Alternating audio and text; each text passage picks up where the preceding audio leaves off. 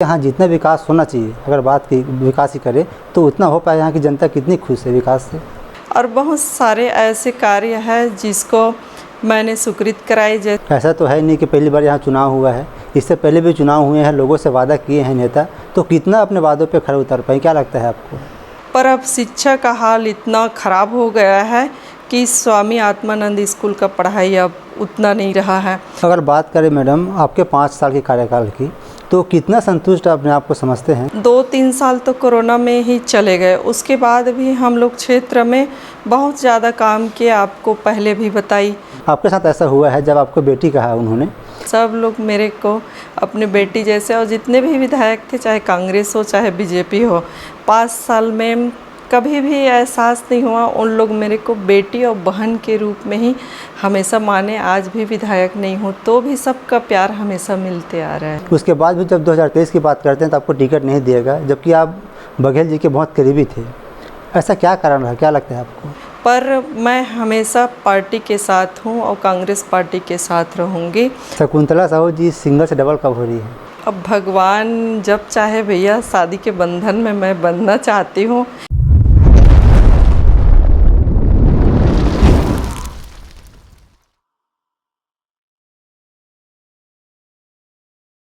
नमस्कार, आप सभी दर्शकों का एक बार फिर से बहुत बहुत स्वागत है। आप देख रहे हैं TNR न्यूज़ का खास कार्यक्रम सवाल जवाब का है और मैं हूं आपके साथ रुपेश ठाकुर। साथियों, जैसे कि आप जानते हैं, इस कार्यक्रम के माध्यम से हम लगातार अलग अलग विधानसभा और लोकसभा क्षेत्रों में जा रहे हैं, नेता मंत्री विधायक और सांसदों से आपकी मुलाकात करवा रहे हैं और जानने का प्रयास कर रहे हैं उनकी ज़िंदगी की सफ़र और राजनीति के बारे में, और साथ ही कुछ ऐसे सवाल जिसका सीधा सरोकार है आपसे। आज हम पहुँच चुके हैं कसडोल विधानसभा क्षेत्र में और आज हमारे साथ मेहमान हैं कसडोल विधानसभा क्षेत्र से पूर्व विधायक शकुंतला साहू जी। मैडम, आपका बहुत बहुत स्वागत है। राजनीतिक चर्चा में मैडम हम लोग आगे बढ़ेंगे, उससे पहले हम जानना चाहते हैं कि कौन है शकुंतला साहू जी, कैसे राजनीति में शिक्षा दीक्षा क्या है? भैया, मैं एक छोटे सी गांव ग्राम पंचायत रसौटा का रहने वाली हूं।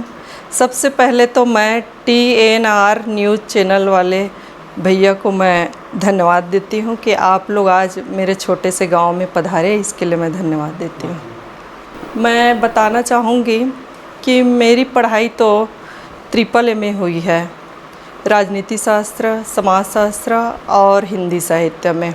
अभी मैं LLB की पढ़ाई भी कर रही हूँ और मैं बचपन से ही पुलिस बनना चाहती थी और नेता बनना चाहती थी, मेरी सपना थी। पर पुलिस के लिए मैं बहुत ट्राई भी की, हर चीज़ में पास हो जाती थी, पर पता नहीं कारण क्या था, लग नहीं पाए। फिर उसके बाद मैं राजनीति में आई। सबसे पहले तो मैं साहू समाज में जुड़े। 2010 में मैं तहसील साहू संघ की महिला प्रकोष्ठ की अध्यक्ष बनी। उसके बाद जिला साहू संघ में बलौदा बाज़ार में संयुक्त सचिव निर्विरोध बनी। 2015 में मैं क्षेत्र क्रमांक 11 से निर्वाचित हुई और उसके बाद 2015 में मैं जिला पंचायत सदस्य बनी। और आप लोग तो जान रहे हो कि 2018 में हमारे छत्तीसगढ़ के यशस्वी पूर्व मुख्यमंत्री माननीय भूपेश बघेल जी ने छत्तीसगढ़ के सबसे बड़े विधानसभा कसडोल विधानसभा से मेरे को टिकट दिया और मैं 50,000 से भी ज़्यादा वोट से चुनाव जीती। इसके लिए मैं कांग्रेस पार्टी के माननीय भूपेश बघेल जी को, माननीय चरणदास महंत जी को, माननीय TS बाबा साहब जी को और हमारे कसडोल विधानसभा के जनता और कार्यकर्ता को मैं धन्यवाद देती हूँ। जैसे कि आपने कहा कि आप शुरू में जॉब करना चाह रहे थे, गवर्नमेंट जॉब, तो अब राजनीति में जब आपकी आने की इच्छा हुई तो कांग्रेस पार्टी क्यों चुनी आपने? आपके पास और भी ऑप्शन थे?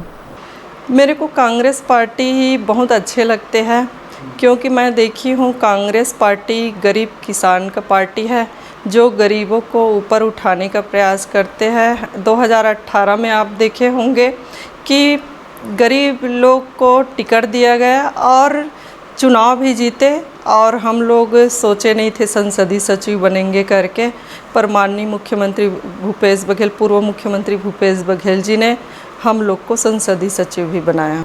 जी, जैसे कि आपने शुरुआत में कहा कि आप पुलिस बनना चाहते थे 2008 में, जहाँ तक मुझे याद है, आप प्रैक्टिस के लिए गई थी तो आपका नाम वेटिंग लिस्ट में था, लेकिन आपका नाम आ नहीं पाया, तो क्या उसके बाद भी आप लगातार ट्राई करते रहे?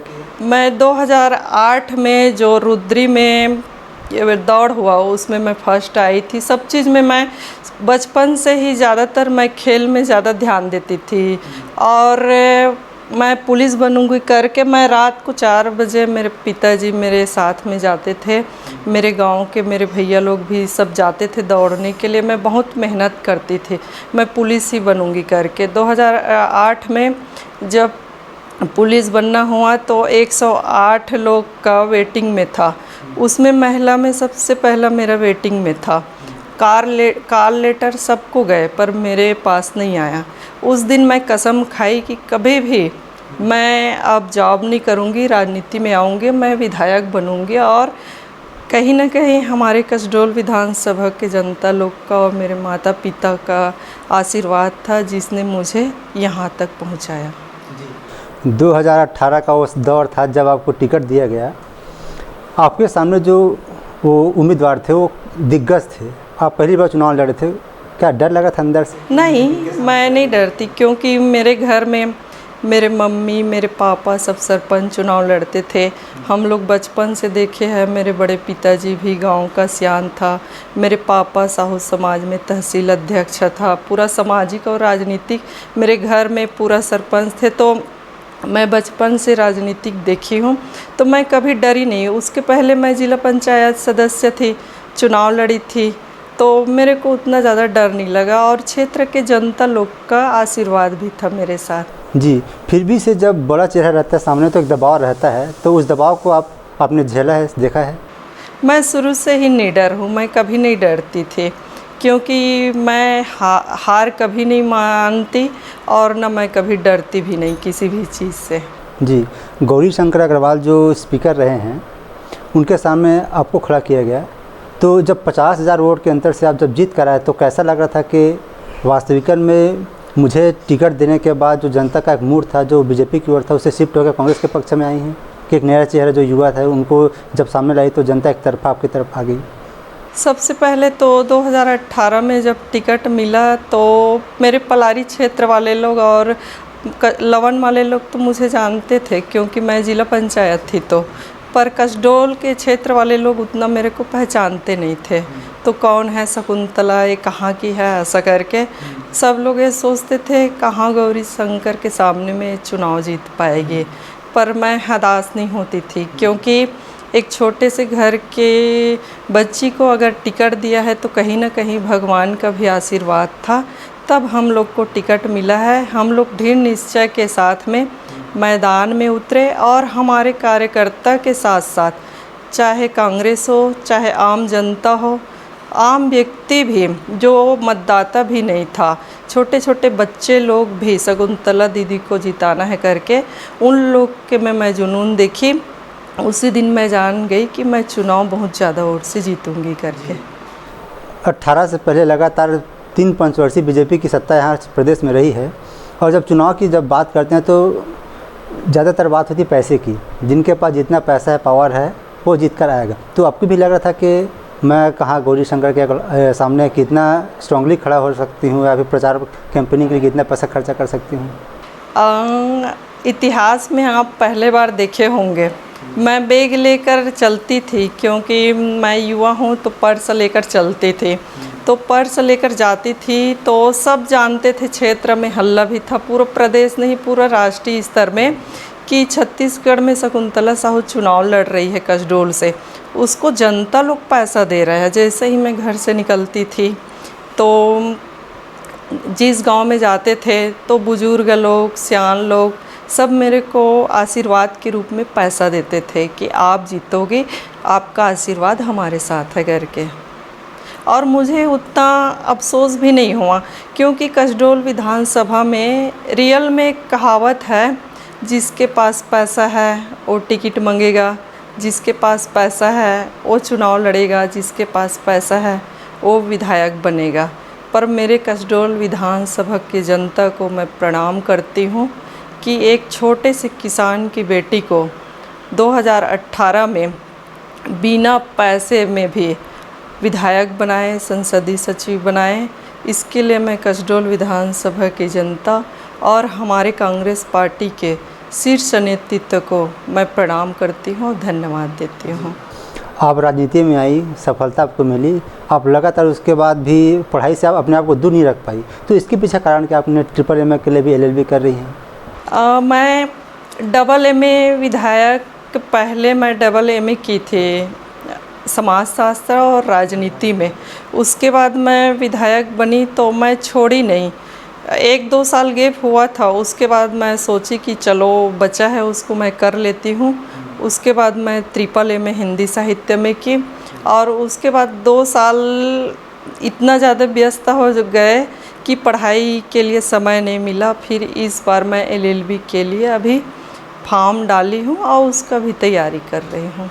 कारण क्या मानते हैं? मुझे बस पढ़ना है, लगातार पढ़ाई से अपना कॉन्टैक्ट बना के रखना है, कि इसके पीछे कुछ कारण है? मेरी सपना थी, क्योंकि मैं पहले पढ़ाई में उतना इंटरेस्ट नहीं लेती थी। मैं खेल कूद में बहुत ज़्यादा और पुलिस बनना है करके उसमें मैं मेहनत करती थी। ज़रूर उसमें सफलता नहीं मिला, पर मैं कभी हार नहीं मानी। चाहे जो भी हो परिस्थिति, हारना नहीं चाहिए। और पढ़ाई तो मरते दम तक इंसान को करते रहना चाहिए, चाहे जो परिस्थिति आए, हार हो चाहे जीत हो, पढ़ाई नहीं छोड़ना चाहिए। तो अभी मैं थोड़ा से पहले व्यस्त थी, 5 साल नहीं 10 साल जिला पंचायत थी तो भी पढ़ाई नहीं छोड़ी, विधायक बनी तो भी नहीं छोड़ी, और आज भी मैं फिर से पढ़ाई चालू कर दी। ज़्यादातर ये बोला जाता है कसडोल विधानसभा क्षेत्र कांग्रेस का गढ़ रहा है। हालांकि गौरी शंकर अग्रवाल एक बार यहाँ से जीत कर आए हैं, लेकिन उसके बाद भी क्या आपको लगता है कि यहाँ जितना विकास होना चाहिए, अगर बात की विकास ही करे तो उतना हो पाए? यहाँ की जनता कितनी खुश है विकास से?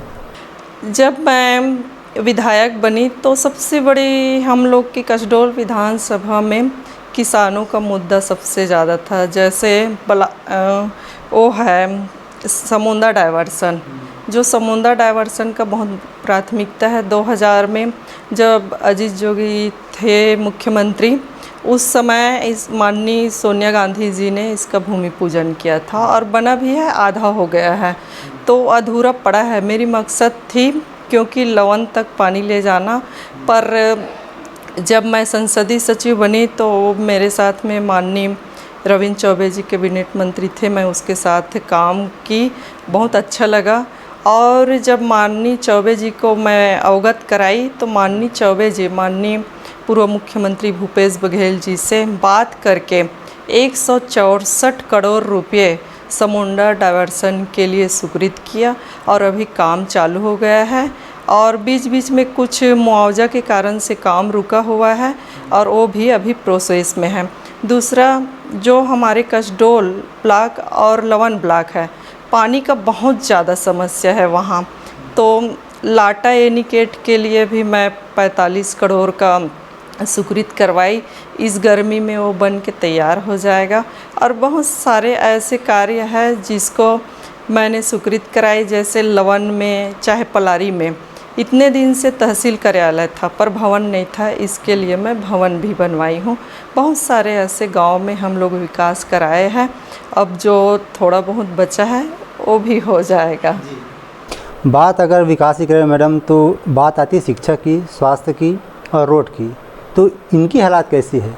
क्योंकि ऐसा तो है नहीं कि पहली बार यहाँ चुनाव हुआ है, इससे पहले भी चुनाव हुए हैं, लोगों से वादा किए हैं नेता, तो कितना अपने वादों पे खरे उतर पाए, क्या लगता है आपको?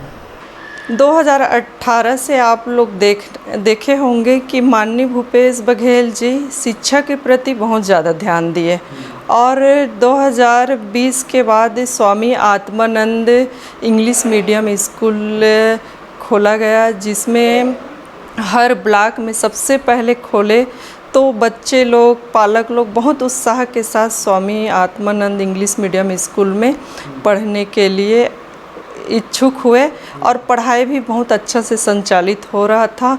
और माननीय भूपेश बघेल जी का सोच था कि हम गांव गरीब के बच्चे लोग को भी इंग्लिश में पढ़ाएंगे और छत्तीसगढ़ के शिक्षा को हम लोग सुचारू रूप से चलाएंगे ताकि हमारे छत्तीसगढ़ में भी शिक्षा का स्तर अच्छे हो। और अब आप लोग देखे होंगे कि 2023 में जब चुनाव हुआ, बीजेपी का सरकार आया, पर अब शिक्षा का हाल इतना ख़राब हो गया है कि स्वामी आत्मानंद स्कूल का पढ़ाई अब उतना नहीं रहा है, क्योंकि शिक्षा के स्तर फिर घटते जा रहा है। तो मैं तो चाहे किसी का सरकार हो, हमारे छत्तीसगढ़ में शिक्षा को प्राथमिकता देना चाहिए और शिक्षा का स्तर को आगे बढ़ाना चाहिए। जी, बात अगर पलायन की करें मैडम, तो यहाँ पलायन की स्थिति उतनी अच्छी नहीं है, क्योंकि बहुत से लोग अभी भी रोज़गार की तलाश में बाहर जा रहे हैं। तो रोज़गार से निपटने के लिए, क्योंकि बहुत बड़ी समस्या है उसको निपटने के लिए आपके विधायक रहते हुए आपके द्वारा कौन कौन से ऐसे काम किया गया है, फिर ऐसी योजनाएं लाएगी जिससे लोग बाहर ना जाके यहीं रह के काम करें? 2018 में हमारे माननीय भूपेश बघेल जी जब मुख्यमंत्री बने तो छत्तीसगढ़ के 4 चिन्हारी नरवा घुरवा बाड़ी करके योजना लाए थे। आप लोग देखे होंगे कि हर गांव में गौठान का संचालन हुआ, गौठान बना। गौठान में जो हमारे गौ माता है वो भी सुरक्षित था, और गोबर को जो अभी आप लोग देखे होंगे कि गोबर इधर उधर पड़े रहते हैं, तो उस समय गोबर को 2 रुपये किलो में भी खरीद रहे थे माननीय भूपेश बघेल जी हमारी कांग्रेस के सरकार में, और सबको रोज़गार मिल रहे थे। महिला लोग गोबर से दिए बना रहे थे, और छोटे छोटे उद्योग जैसे आप लोग देखे होंगे कि रीपा के माध्यम से महिला लोग को ब्रिक्स बनाने का मशीन दे रहे थे, पेंट बनाने का मशीन दे रहे थे, गोबर से पेंट बनाने का मशीन दे रहे थे। इससे हर गांव के महिला लोग उसमें रोज़गार मिल रहे थे, उन लोग का आर्थिक स्थिति मजबूत हो रहे थे, और गौठान में बाड़ी का निर्माण हो रहे थे। बाड़ी से महिला लोग बाड़ी में काम कर रहे थे, तो उन लोग सब्जी लगाकर उन लोग भी अच्छे पैसा कमा रहे थे। जैसे मेरे कसडोल विधानसभा में एक गांव है, छरछेद गांव है, वहाँ गौठान के कार्यक्रम में गई थी। छरछेद के 7 महिला समूह लोग काम कर रहे हैं वहाँ। उस समय मैं देखी महिला लोग इतना उत्साह थे। एक महिला मेरे को बोली, विधायक दीदी कांग्रेस का सरकार बना बहुत अच्छा लगा, पर माननीय भूपेश बघेल जी ने जो गौठान का निर्माण किया और हम महिला लोग को रोज़गार दिए गौठान में, आज हम लोग बहुत खुश हैं दीदी। और हम लोग पहले बाहर काम करने के लिए जाते थे, हम लोग नहीं जाते हैं, और साल में हम लोग 40 से 50 हज़ार रुपये एक एक महिला हम लोग का इनकम है। और मैं बता रही हूँ 7 महिला समूह लोग हैं वहाँ, तो एक समूह में 10 महिला लोग मिनिमम रहते हैं, 10 से 12-15। तो आपको मैं बताना चाहूँगी कि 7 समूह हैं, तो उसमें 70 से 80 महिला वहाँ काम कर रही थी, उसको रोज़गार मिल रहे थे। जी, कांग्रेस के जो ये योजना थी उस पर लगातार बीजेपी आरोप लगाती रही है कि नरवा गरवा घुरवा बाड़ी के आड़ में कांग्रेस बहुत बड़ा स्कैम कर रही है, और जो उनका फ़ायदा है वो आम जनता को नहीं, उनके जो कार्यकर्ता उनको मिल रहा है। क्या वास्तविक में लगता है कि ये बीजेपी वाले लोग हमेशा बरगलाने का काम करते हैं? और आप लोग देखे होंगे कि हमेशा चुनाव आते हैं तो गौ माता की जय, गौ माता की जय। अब तो बीजेपी का सरकार आ गया है, क्यों सड़क में गौ माता घूम रहे हैं, क्यों उसके सुरक्षित जगह गौ माता के लिए नहीं बना रहे हैं? जब कांग्रेस का सरकार था, माननीय मुख्यमंत्री भूपेश बघेल जी गौठान बनाए थे, उसको क्यों बंद कर रहे हैं? तो बीजेपी वाले लोग सिर्फ झूठे बात करते हैं, मड़गड़न कहानी बनाते हैं, उन लोग के पास कुछ मुद्दा नहीं है, इसलिए बस वही बात करते रहते हैं। आप लोग देखे होंगे कि छत्तीसगढ़ में 2023 में जब चुनाव हुआ तो सबके ज़ुबान में यही था, कांग्रेस के सरकार आएंगे, पर कोई नहीं सोचे थे बीजेपी के सरकार आएंगे करके। और आज आप देखिए स्थिति कि 1 साल नहीं हुआ है, घटना पे घटना होते जा रहा है, बलात्कार बढ़ते जा रहा है बीजेपी के सरकार में। जब भी बीजेपी का सरकार आता है तो आप लोग देखना छत्तीसगढ़ का दुर्दशा पूरा भयानक हो जाते हैं। जी, अगर बात करें मैडम आपके 5 साल के कार्यकाल की, तो कितना संतुष्ट अपने आप को समझते हैं कि 5 साल जो आपको मिला उसमें कितना आप काम कर पाए? अगर बताना चाहेंगे ऐसे कुछ 4-5, तो ज़्यादा हमारे दर्शकों को समझ में आएगा कि हाँ ये बेहतर काम हुआ है आपके कार्यकाल में रहते हुए। 5 साल में तो मैं बताना चाहूँगी, 5 साल हम लोग विधायक रहे, तो 2-3 साल तो कोरोना में ही चले गए। उसके बाद भी हम लोग क्षेत्र में बहुत ज़्यादा काम किए। आपको पहले भी बताई कि जो समुद्र डाइवर्सन का जो काम रुका हुआ था, उसका काम को बीजेपी का सरकार 15 साल से रोक के रखे थे। उस काम को हम लोग 164 करोड़ का करवाए। और उसके बाद लाटा डैम का है जो 45 करोड़ का करवाए। गांव-गांव में आप देखे होंगे कि पता भी कर लेना कि क्योंकि मैं सीसी रोड बहुत ज़्यादा गांव-गांव में दी हूँ। जितना हो सके बड़ा-बड़ा पुल को भी करवाई हूँ।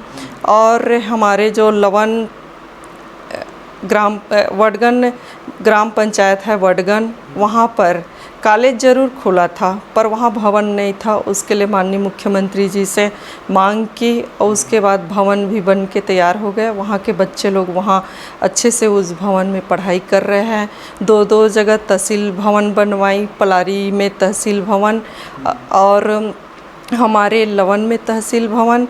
और आपको मैं बताना चाहूँगी कि क्षेत्र में सबसे ज़्यादा मैं समाज के लोगों के लिए भवन बनवाने की बहुत प्रयास की हूँ। और समय बहुत कम था क्योंकि 2 साल कोरोना में निकल गए और बजट भी कम था पहले और बढ़ा, तो जितना हो सके हम लोग गांव के विकास को करना चाहें। राजनीति में ऐसा बहुत कम होता है जब कोई बड़े नेता एक छोटे नेता को अपना बेटी या फिर बेटा बोले। आपके साथ ऐसा हुआ है जब आपको बेटी कहा उन्होंने, तो एक ऐसा क्या हुआ, क्या मोमेंट बना जब आपको बेटी करके बुलाया? थोड़ा बताएंगे, आप अपना अनुभव हमारे साथ शेयर करेंगे? मैं बताना चाहूँगी क्योंकि मैं छोटी थी, वो शुरू से ही मेरे को अपनी बेटी टाइप से मानती थी। और जब वडगन में कुर्मी समाज के अधिवेशन में आया और उसके बाद हम लोग को महासमुंद जाना था साहू समाज के परिचय सम्मेलन में, तो हम लोग हेलीकॉप्टर में बैठे। माननीय भूपेश बघेल जी पूछे शकुंतला शादी करेगी ऐसा करके, तो हाँ भैया आप ढूंढ देना, मैं तो तैयार हूँ ऐसा करके बताई उसको। फिर मैं सोची नहीं थी कि परिचय सम्मेलन में वहाँ वो खुद परिचय करवाएंगे करके। और मैं जब वो बोलना चालू किए मैं खुद आश्चर्य हो गई। और सचमुच में माननीय भूपेश बघेल जी, माननीय बाबा साहब जी, माननीय चरणदास महंत जी, सब लोग मेरे को अपने बेटी जैसे, और जितने भी विधायक थे चाहे कांग्रेस हो चाहे बीजेपी हो, 5 साल में कभी भी एहसास नहीं हुआ। उन लोग मेरे को बेटी और बहन के रूप में ही हमेशा माने। आज भी विधायक नहीं हूँ तो भी सबका प्यार हमेशा मिलते आ रहे हैं। इतना अंतर की जीत आपको मिला, बहुत ज़्यादा है। 50,000 की जीत बहुत ज़्यादा होती है। उसके बाद भी जब 2023 की बात करते हैं तो आपको टिकट नहीं दिया गया, जबकि आप बघेल जी के बहुत करीबी थे। ऐसा क्या कारण रहा, क्या लगता है आपको? होते रहता है भैया, क्योंकि पार्टी जिसको टिकट देते हैं, क्योंकि आपको मैं बताना चाहूँगी माननीय भूपेश बघेल जी ने, हम लोग सोचे नहीं थे टिकट मिल जाए, ज़रूर मांग कर रहे थे। मेरी सपना थी विधायक बनूंगी करके, पर माननीय भूपेश बघेल जी ने मेरी सपना को पूरा किया, विधायक बनाए, संसदीय सचिव बनाए। और इस बार ज़रूर टिकट नहीं दिया है, पर मैं हमेशा पार्टी के साथ हूँ और कांग्रेस पार्टी के साथ रहूँगी। और मेरे घर में चाहे जो भी हो जाए, हम लोग कांग्रेस पार्टी के साथ में हमेशा रहेंगे। हमारे खून में कांग्रेस है और मरेंगे उस दिन भी हमारे खून में कांग्रेस ही रहेगा। ऐसा 1-2 मोमेंट बना है जब आपकी जो वीडियो है वायरल हुई है, चाहे किसी की ऐसा कुछ बोल दिए हैं आप, जब आप कहीं लोगों से मुलाकात करने जा रहे थे, कबड्डी की बात हो जाए या फिर कहीं और कुछ कार्यक्रम में, तो क्या ये भी एक कारण रहा कि जिसको देख के पार्टी को लगा कि नहीं, कुछ ऐसा बयान जारी हुआ जिसकी वजह से लोग वहाँ के नाराज़ हो सकते हैं?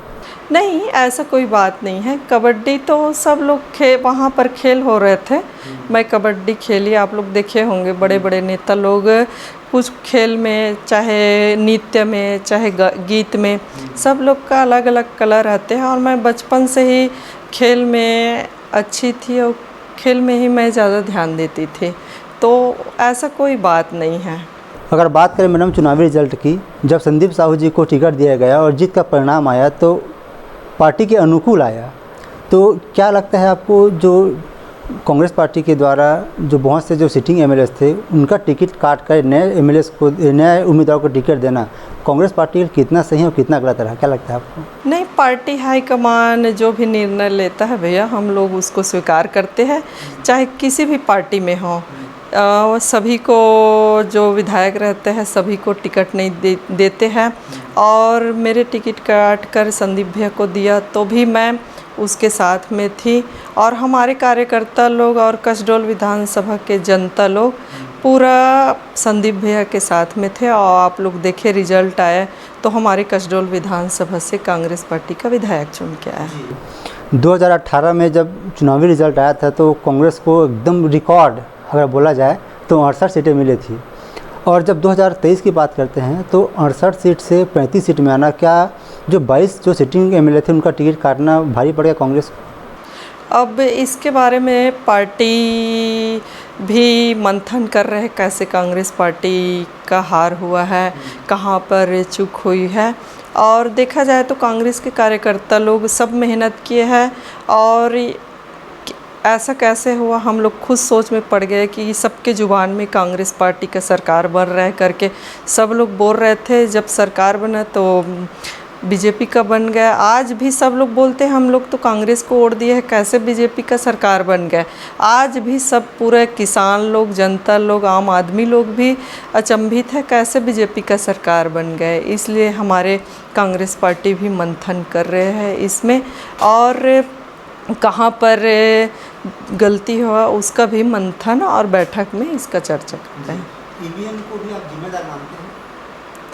मैं देखी हूँ, क्योंकि ना कहीं कहीं पर लगते हैं ईवीएम का, क्योंकि शहरी क्षेत्र में इतना ज़्यादा वोट से जीत रहे हैं और गांव क्षेत्र में कांग्रेस ज़्यादा लीड से, तो कहीं ना कहीं हम लोग को शक होते हैं ईवीएम पे। कुछ समय पहले इसी कार्यक्रम में हमारा इंटरव्यू हुआ था टीएस बाबा जी के साथ में, तो उनका कहना था कि कांग्रेस के हार के पीछे का मुख्य कारण आपसी गुटबाजी था और अंदरूनी टकराव था। आपको भी लगता है? अब वो बड़े नेता लोग जानेंगे भैया, क्योंकि हम लोग एक विधायक है और कार्यकर्ता लोग तो मेहनत किए हैं। अगर टिकट में कहीं चूक हुआ होगा तो उन लोग से बेहतर नहीं जानेंगे, क्योंकि हम लोग अभी राजनीति बहुत कम जानते हैं, क्योंकि अभी हम लोग का शुरुआत है, इसलिए बड़े नेता ही इसका जानेंगे। 2018 में कांग्रेस पार्टी बिजली बिल हाफ, कर्जा माफ़ और 25 रुपये धान का वादा करके आए थे, और उनकी बात को लोगों ने सुना भी। 2023 में एक बार फिर से वही रिपीट हुआ, लेकिन महतारी वंदन योजना जो बीजेपी लेकर आई, क्या उस पर भारी पड़ गया? हम देखा जाए तो भैया कि गांव-गांव के जो महिला लोग हैं तो 1000 देंगे करके बीजेपी वाले लोग घोषणा किए, तो उसमें महिला लोग प्रभावित हुए थोड़ा बहुत, और इसका असर भी पड़ा। और आपको बताना चाहूँगी कि अब बीजेपी को वोट देकर महिला लोग भी पछता रही है कि 1000 देने का वादा किया है, अब धीरे धीरे छाटनी कर रहे हैं और पैसा डालना बंद कर रहे हैं, अब धीरे धीरे बंद हो जाएगा, ऐसा करके सब महिला लोग पछता भी रही है। और सबसे ज़्यादा तो किसान लोग पछता रहे, क्योंकि अगर छत्तीसगढ़ का बात करें तो छत्तीसगढ़ नहीं पूरा भारत में अगर किसान कहीं खुश थे छत्तीसगढ़ में तो माननीय भूपेश बघेल जी के कारण से, क्योंकि यहाँ किसान कर्ज में थे और किसान लोग आत्महत्या कर रहे थे। माननीय भूपेश बघेल जी जैसे ही मुख्यमंत्री बने और 2500 रुपया रेट दिए धान का, तो आप देखे होंगे पूरा छत्तीसगढ़ के साथ साथ पूरा भारत में चर्चा था छत्तीसगढ़ में 2500 रुपया कुंटल में धान खरीद रहे हैं करके। और माननीय भूपेश बघेल जी वाकई में किसानों का मसीहा है। इसी कार्यक्रम में मैडम उप मुख्यमंत्री विजय शर्मा जी के साथ हमारा कार्यक्रम हुआ, इंटरव्यू हुआ था, तो उन्होंने कहा कि अगर तुलना करें 8 महीना और 5 साल, तो 8 महीना जो बीजेपी की सरकार बनी हुई है वो ज़्यादा बेहतर परफॉर्मेंस की है मुकाबले में कांग्रेस की। क्या लगता है? आप देखे होंगे कि माननीय उप मुख्यमंत्री विजय शर्मा जी हमेशा बड़बोले बात करते रहते हैं। आप देखिए कवर्धा में आए दिन कांड हो रहे हैं, और जब से वो उप मुख्यमंत्री बने हैं अपने क्षेत्र में तो जाते भी नहीं हैं, न कुछ काम कर रहे हैं। गृह मंत्री बन के रायपुर में बैठे हुए हैं। यहाँ आपको बता रही हूँ, हर समाज के व्यक्ति दुखी है, क्योंकि वो जब से गृह मंत्री बना है, पता नहीं वो अशुभ है कि क्या है। उसके कवर्धा क्षेत्र के साथ साथ पूरा छत्तीसगढ़ में घटना पे घटना होते जा रहे हैं।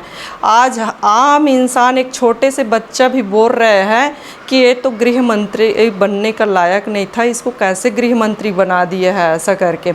और रियल देखा जाए तो आज उसके क्षेत्र में हमारे साहू समाज का परिवार के साथ घटना हुआ, और अभी जो जेल में बंद था साहू भाई, उसको जेल में मृत्यु हो गए, और विजय शर्मा जी कुछ कर नहीं रहे हैं और उस समय बहुत हंगामा कर रहे थे। आज वो तो गृह मंत्री है, अपने क्षेत्र को क्यों नहीं सुधार रहे हैं? जो अपने क्षेत्र को नहीं सुधार सकते वो छत्तीसगढ़ को कभी सुधार नहीं सकते। और मैं तो बोलना चाहूँगी कि विजय शर्मा जी गृह मंत्री का बनने का लायक ही नहीं है। ज़्यादातर जो लोग राजनीति में आना चाहते हैं उनके पीछे एक मोटिव रहता है, या तो मनी, पावर या फिर जनसेवा। आपके पीछे क्या था? मेरे पीछे ये है भैया, आप तो जान रहे हैं, मेरी माँ, पिताजी और मेरी एक छोटी बहन है, और मेरी भी शादी नहीं हुई है। मैं पहले से ही समाज में जुड़ी थी, समाज सेवा कर रही थी, और मैं चाह रही थी कि मैं समाज के साथ साथ मैं क्षेत्र का भी, आम जनता का सेवा करूं, और मैं कभी भी पैसा के पीछे नहीं भागी। मेरे क्षेत्र वाले लोग जानते हैं कि मैं निस्वार्थ उन लोग की सेवा कर रही हूं, और मैं कभी भी किसी चीज़ में, आज तक मैं भ्रष्टाचार में लिप्त भी नहीं हुई हूं, और मैं पैसा के पीछे कभी नहीं भागती थी। मैं बस जन सेवा ही करना चाहती थी। जी, शकुंतला साहू जी सिंगल से डबल कब हो रही है? अब भगवान जब चाहे भैया, शादी के बंधन में मैं बंधना चाहती हूँ। इसीलिए माननीय पूर्व मुख्यमंत्री भूपेश बघेल जी ने वहाँ साहू समाज के परिचय सम्मेलन में बेटी वो पिता बन के वहाँ परिचय करवाए, और माननीय प्रतिपक्ष नेता चरणदास महंत जी ने भी जब कोरबा में कार्यक्रम था वहाँ भी मेरे लिए भरे मंच में बोल दिए थे कि हमारे विधायक है, हमारी बेटी है, इसके लिए लड़का देखना है ऐसा करके। और भगवान का जब मर्जी रहेगा भैया तो जोड़ा में बन जाएंगे। शकुंतला साहू जी अगर राजनीति में नहीं आ रहे थे तो भी क्या करते रहते? मैं आपको बताना चाहूँगी भैया, मेरे गांव वाले जान रहे हैं, मेरे समाज वाले जान रहे हैं, मेरे माता पिता भी जान रहे हैं कि मैं पढ़ाई के साथ साथ मैं खेल में ज़्यादा ध्यान देती थी, और पुलिस बनना है करके मेरे को जुनून थी। मैं आपको बताई भी थी, पर मैं थोड़ा पढ़ाई में नहीं करती थी, तो मैं सिलाई की 10 साल सिलाई की। मैं 10 साल सिलाई करने के बाद मैं जब समाज में भी जाती थी, जब जिला पंचायत 2015 में चुनाव लड़ी, उस समय भी मैं सिलाई करती थी, प्रचार में जाती थी, आती थी, फिर सिलाई करती थी। मैं बाइक में जाती थी, फिर मेरे पिताजी के दोस्त ने मेरे पिताजी को गाड़ी दिया मेरे लिए, तो मैं उसमें प्रचार की। उसके बाद जिला पंचायत बनी, 1 साल तक मैं सिलाई की जिला पंचायत बनने के बाद। उसके बाद समय ही नहीं मिला सिलाई करने के लिए, उसके बाद सिलाई छोड़ी, फिर मैं उसके बाद जन सेवा में लग गई। तो मैं कुछ न कुछ करती थी भैया, ऐसा बात नहीं है, कोई काम छोटा और बड़ा नहीं होता है। आदमी को मेहनत करना चाहिए, जुनून होना चाहिए कुछ करने के लिए, तभी हर व्यक्ति आगे बढ़ेंगे। नहीं तो हम विधायक बनेंगे कह कर अगर घर में बैठे रहेंगे, मेहनत ही नहीं करेंगे, पार्टी में काम नहीं करेंगे, तो कहाँ से विधायक बनते। इसीलिए मेहनत किए, और मेहनत के बदौलत हमारे माता पिता का भी आशीर्वाद था, जिसने बहुत सपोर्ट किया। क्योंकि विधायक बनने के लिए सोचते थे, पर उसके लिए कहीं ना कहीं थोड़ा बहुत पैसे की भी ज़रूरत रहते है भैया। चाहे आप सरपंच बनो, पंच बनो, जिला पंचायत, चाहे जो भी चुनाव लड़ो, उसके लिए पैसा बगैर कोई चुनाव नहीं होता। पर कहीं ना कहीं मेरे माता और पिताजी मेरे को बहुत ज़्यादा सपोर्ट किए, और उन्हीं के सपोर्ट के कारण आज मैं। जी, राजनीतिक महत्वाकांक्षा कहाँ तक है आपकी? मैं बचपन से ही, चाहे कोई भी पार्टी के नेता लोग आते थे, कांग्रेस हो, बीजेपी हो, सब नेता लोग, क्योंकि मेरे मम्मी पापा सरपंच थे, तो सब नेता लोग मेरे घर आते थे। तो मैं बचपन में ही, मेरे मामा लोग पुलिस में हैं, और तो मैं पुलिस बनूंगी, तो वही बताई कि मेरे पास कॉल लेटर नहीं आए। मेरे पिताजी बोले कि आप पुलिस में ही ट्राई करो, नहीं मेरे को विधायक बनना है। ऐसा करके फिर मैं एकदम जी तोड़ मेहनत चालू कर दी और कहीं ना कहीं मेहनत का फल यहाँ तक भी आया। आगे राजनीति में मंत्री, मुख्यमंत्री, प्रधानमंत्री कहाँ तक है आपको जाने की इच्छा? मेहनत करते रहना चाहिए भैया। मैं तो सौभाग्यशाली हूँ कि कम उम्र में विधायक बने। सबका सपना रहते है कि हम लोग कुछ बने करके, पर मेरी सबसे पहले उतना ज़्यादा इच्छा नहीं रहती कि मैं बहुत बड़े नेता बनूं। बस मेहनत पर विश्वास करती हूँ, क्योंकि मेहनत के दम पर जितना ज़्यादा दूर जा सके, कौन नहीं चाहेंगे मुख्यमंत्री बनना, कौन नहीं चाहेंगे प्रधानमंत्री बनना। तो मेहनत करते रहना चाहिए, भगवान उसका फल ज़रूर देता है। बहुत धन्यवाद, आप हमसे जुड़े। जाते जाते कुछ हमारे माध्यम से जनता को संदेश देना चाहेंगे आप? मैं हमारे कांग्रेस पार्टी के माननीय राहुल गांधी जी को, माननीय भूपेश बघेल जी को, माननीय चरणदास महंत जी को और माननीय बाबा साहब जी को मैं धन्यवाद देना चाहती हूँ, प्रणाम करना चाहती हूँ कि आप लोग के सहयोग से मैं विधायक बनी थी और आप लोग कम उम्र में मेरे को विधायक बनाए थे। और मैं कसडोल विधानसभा के जनता लोग को धन्यवाद और प्रणाम करना चाहती हूँ कि उन लोग मेरे को अपनी बेटी और बहन समझ के विधायक बनाए थे, वोट दिए थे। इसके लिए मैं धन्यवाद देती हूँ, प्रणाम करती हूँ। आज भी विधायक नहीं हूँ, उसके बाद भी हमेशा मैं कसडोल विधानसभा के जनता के साथ में खड़ी रहूँगी, कार्यकर्ता लोग के साथ में खड़ी रहूँगी। एक बेटी के रूप में, एक बहन के रूप में हमेशा मैं कसडोल विधानसभा के जनता के साथ में मैं खड़ी रहूँगी। तो आप सुन रहे थे कसडोल विधानसभा क्षेत्र से पूर्व विधायक शकुंतला साहू जी को। फिलहाल इस कार्यक्रम में इतना ही। अगली बार आपसे फिर होगी मुलाकात एक नए कार्यक्रम में नए मेहमान के साथ। तब तक के लिए अनुमति दीजिए। नमस्कार।